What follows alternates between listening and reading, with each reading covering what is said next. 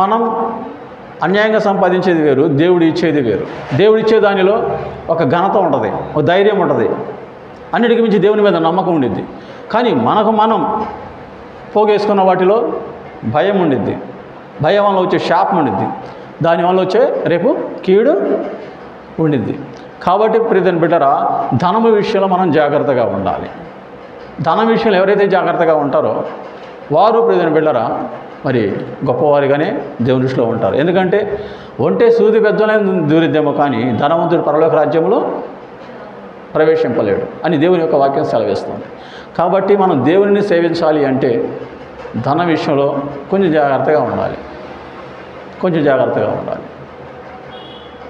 అలాగనే స్త్రీ విషయంలో కూడా సంసోను ప్రియమైన బిడ్డరా స్త్రీ విషయంలో చిక్కుపడ్డాడు.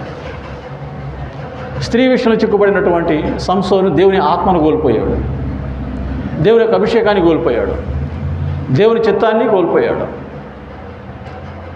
కాబట్టి ఎవరైనా పురుషులు కావచ్చు, ఎవరైనా యవనస్తులు కావచ్చు, దేవుడు నీ పట్ల కలిగినటువంటి ఉద్దేశాలు నెరవేర్చబడినట్లు నీ యవన జీవితాన్ని కాపాడుకోవడం చాలా మంచిది, నీ యవన ప్రాయాన్ని కాపాడుకోవడం చాలా మంచిది. స్త్రీలైనను పురుషులైనను యవన ప్రాయంలో దేవునికి నమ్మకంగా ఉంటే వారికి రానున్న మంచి భవిష్యత్ దేవుడే ఇస్తాడు, దేవుడే ఏర్పాటు చేస్తాడు. ఇస్సాకు ప్రార్థనాపరుడైతే రెబెకమ్మ కన్యక. చూడండి, ఎవరైతే తమ పరిశుద్ధతను కాపాడుకున్నారో దేవుడు అలాగునే వారిని ఏకం చేస్తాడు, వారిని అభివృద్ధి చేస్తాడు. కాబట్టి యవనస్తుల విషయంలో మనము జాగ్రత్త, యవన ప్రాయం విషయంలో జాగ్రత్త. అలాగనే యవనస్తులేం చెప్పానా, పెళ్ళైన వారు కూడా దారి తొలగిపోయే రోజులు మనం చూస్తూ ఉన్న ఎన్నో వీడియోలు. కాబట్టి జాగ్రత్త మీ సంబంధ బాంధవ్యాల విషయంలో. సాతానుగాడు ఆనాడు దేవుని యొక్క సంఘాన్ని చెరపట్టాలని, దేవుని సంఘాన్ని చెరిపివేయాలని ప్రయత్నం చేసి సక్సెస్ అయ్యాడు ఇజ్రాయేల్ కాలంలో. ఏ పరంగా అంటే ఈ వ్యభిచార కారణంగా.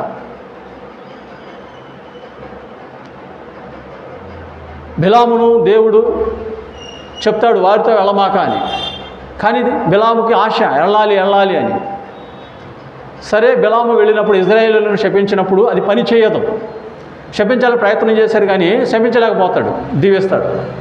కాబట్టి బాలాకు రాజు తల బాదుకుంటాడు, నిన్ను శపించడానికి పిలిచానయ్యా వాళ్ళని, నువ్వేంటి దీవిస్తావు అన్నప్పుడు బిలాము అంటాడు, సరే ఒక పని చెయ్యి, నువ్వు నేను శపిద్దామంటే నా నోట మాట రాట్లా, నువ్వు ఒక పని చెయ్యి, ఇదిగో లోక సంబంధమైన జనాంగానికి ఈ జనాంగాన్ని కలుసుకున్నట్లు పాపం చేయనట్లు ప్రేరేపించు చాలు, వాళ్ళే పతనమైపోతారు. అంటే దేవునికి విరుద్ధంగా పాపం చేసేటట్లు వారిని ప్రేరేపించగలిగితే చాలు, వారు దేవునికి దూరమై ఆ తెగులు చేత వారే పాడైపోతారు అన్నట్టు కొంత బోధ. అదే బిలాము బోధ అంటే.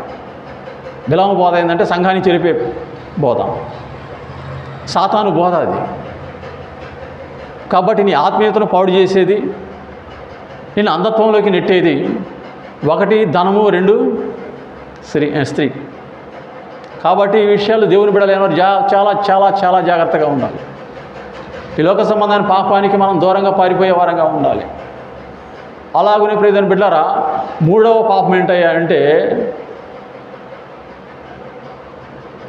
జీవనం. ఏంటి జీవనం అంటే కడుపు కోసం. దేనికోసం? కడుపు కోసం. ఒక్క పూట కూటి కొరకు జ్యేష్ఠత్వాన్ని నమ్ముకున్న ఏషవు లాంటి వారు ఉంటారు. కూటి కోసం కోటి విద్యలు అన్నారు కదండి. కాబట్టి ఈ కూటి కోసం ప్రియమైన బిడ్డలారా చాలామంది అనేక రకాలుగా తంత్రాలు కలిగి దేవుని యొక్క వాక్యాన్ని చెరిపేవారిగాను, దేవుని యొక్క సంఘాన్ని దూరమయ్యేవారిగాను చాలామంది ఉంటారు. ఒక అమ్మ ఇద్దరు కలిసి ఇలాగే మందిరానికి వస్తున్నారు. వస్తుంటే ప్రియమైన బిడ్డలారా, వచ్చేవారు నేను రానబ్బా అంటారు. ఎందుకు అంటే వచ్చేవారు నాకు కుదరదు, కొంచెం పని ఉంది. ఏందో పని చెప్పు అన్నప్పుడు ఏం లేదు, ఆ రోజు కాస్త ప్రత్యేకమైన పని అంట, కూలికి వెళ్తే ఒక 1000 రూపాయలు ఇస్తున్నారంట, జనం లేరంట, కాబట్టి వచ్చేవారు నాకు కుదరదు. ఎందుకు రేపటి నుంచి పనులు ప్రారంభం, వీలైతే నేను అక్కడే ఉండాల్సి వచ్చింది, లేదా పని చేసుకోవచ్చు. వచ్చేవారం కావచ్చు, ఆపై వచ్చేవారు, మందిరానికి రాలేను అంటే రాకపోతే రాకపోయావు, మా ప్రార్థన చేసుకో. ఎక్కడ ప్రార్థన చేసుకుంటాం? ఉదయం 6ంటికి లేస్తే మళ్ళీ సాయంత్రం 9-15 పడుకునేసరికి ప్రార్థన లేదేం లేదు. అయినా దేవుడిని నమ్ముకుంటే ఉందా, ఏదో కష్టపడితే కదా పాలు వచ్చేది. అందుకనే వాక్యం సెలవిస్తున్నాడు. చూడండి 4వ అధ్యాయం, యాకోబు రాసిన పత్రిక 4వ అధ్యాయం 14వ వచనం, 13 నుంచి చదువుకున్నాం. యాకోబు రాసిన పత్రిక 4వ అధ్యాయం 12 నుంచి. నేడైనను రేపైనను ఒకనొక పట్టణమునకు వెళ్ళి అక్కడ 1 సంవత్సరం ఉండి వ్యాపారము చేసి లాభం సంపాదించబరండి అని చెప్పుకుని వారలారా, రేపేమి సంభవించునో మీకు తెలియదు. మీ జీవం ఏ పాటిది, మీరు కొంతసేపు కనబడి అంతలోనే మాయమైపోవు ఆవిరి వంటి వారే. కనుక ప్రభువు చిత్తమైతే మనం బ్రతికి ఉండి ఇది చేద్దామని చెప్పుకొనవలెను. ఇప్పుడైతే మీరు మీ ఢమములను దర్శించుతున్నారు, ఇటు అతిశయమంత చెడ్డది. కాబట్టి మేలైనది చేయనిరిగి అలాగూ చేయని వానికి పాపమే. ఇది చేయడం మేలు అని తెలుసు కానీ చేయరు. అలా చేయకపోవడం కూడా ఏమైంది, పాపం అంటే దొంగతనాలు అవి చేస్తే పాపం అనుకున్నారు. చేయాల్సిన మంచి పని చేయకపోవడం కూడా పాపమే. కాబట్టి ఈ అమ్మ చెప్పిన మాటలకి రెండో అమ్మ సరే వెళ్ళమ్మ ఏమైంది ఇల్లు అని ప్రియమైన బిడ్డలారా, అందరూ ఏకైతే రాజీ పడుకున్నారు. మందిరం అయిపోయింది, వెళ్ళిపోయారు. ఆ అమ్మ చెప్పినట్టుగా సోమవారం నుంచి ఏదో ఊరు వెళ్ళిపోయింది ప్రార్థన అని వదిలేసి.